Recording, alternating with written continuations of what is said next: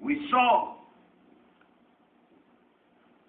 so many horrific atrocities and war crimes, from phosphorus, which once inhaled bakes the victim from the inside out. I have seen, not in Gaza, but in Beirut in 1982, children with white smoke coming from their noses and their mouths, their insides cooking through the inhalation of this white phosphorus gas, which we saw on television dropping on Gaza. A clear war crime in Technicolor on television. We saw all that happened, but we learned only of the most horrific atrocity of them all, alluded to by one of our poets, which also happened in Zaytuna, where the entire area was flattened and scores of people murdered, and the Red Crescent forbidden to retrieve even the dead bodies from the ruins. And when they, after these 3 days, reached the carnage, they found a baby starved to death, still suckling on the toes of her mother, equally dead. Keep that image in your mind of a starving baby sucking the toes of her dead mother for 3 days, unable to be rescued or even buried. When you decide how much you can put in the envelopes this evening to come to the rescue of those Palestinian children. The wreckage, the moonscape, the earthquake scene that you've seen in pictures is worse in person. And nothing can be rebuilt because the gates are still locked. We did a good thing driving our great convoy to Gaza. And some children have a nappy to wear. Some families have a blanket under which to sleep. Some amputees have a wheelchair in which to move. Some hospitals have some medicine that they hadn't before. But it's a drop in the ocean. We need our convoy to be followed by your convoy. We need a convoy from New Jersey going to Rafah. You don't have to drive, of course, from here, but you can raise the money here, and you can go to Egypt, and you can rent a vehicle, and you can buy the material, and you can form a line of vehicles with American flags at the border at Rafah, and dare the government of Egypt to refuse to allow you in.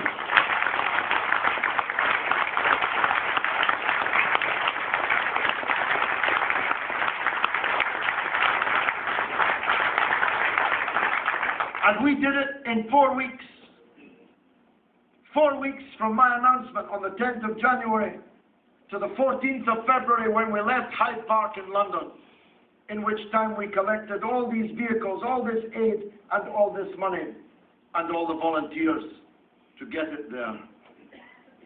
If we can do it, so can you. And you can do it in every community where we have strength all over the United States.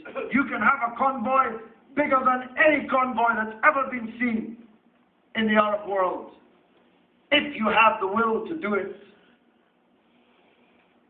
And the reason I'm beseeching you to do it is not just because the aid will make a difference inside, but because we have to shame the government of Egypt to open that gate and keep it open until all the aid that's necessary has come and gone from Gaza.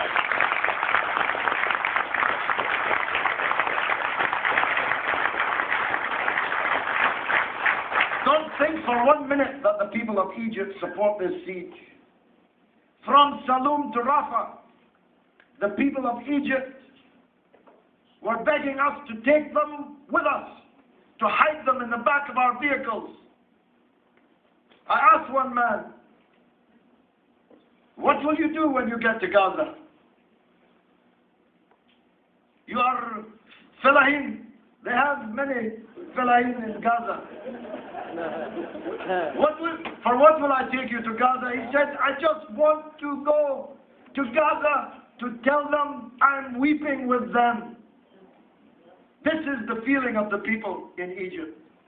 Indeed, everywhere from Marrakesh to Bahrain.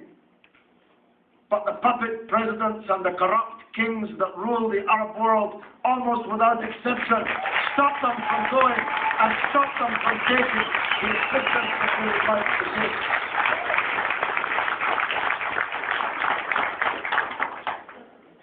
At Al Arish, if I was writing a film of the events, it would be called One Night in Al Arish. I shall never again visit Al Arish, not if I can help it. Not because it's not beautiful, not because the sea doesn't shimmer, but because it was there that the Egyptian government ordered its officials to go through every sleeping bag and every blanket and every box of biscuits and take out anything that Israel will not allow to cross their border from Egypt to Palestine. But that's a good news story, not a bad one. Because as soon as the backs of their officers were turned, their officials were telling us, quickly, quickly, put it back into the trucks and into the vans.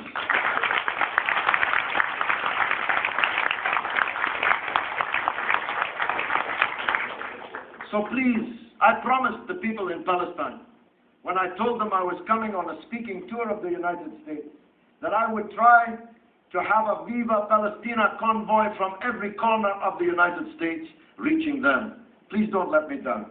Please do this. Believe me, your flag will make a big difference. They're not used to seeing the United States flag on anything except the bombs and the missiles that kill them. So let's put some United States flags from you on things that can help them stay alive.